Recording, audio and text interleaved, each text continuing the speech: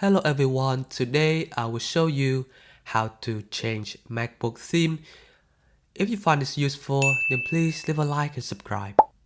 So let's say this is currently the color for your MacBook. To change this background or the theme, what you want to do is you want to click on the Apple icon and then click on System Setting. So it will show you this windows. What you want to do is you want to go to Appearance, and currently it has a light mode.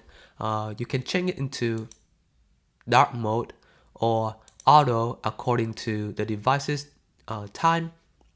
You can also change maybe the accent color, or it's up to how you want to. But this is how you would change the appearance or the theme for your MacBook. Thank you.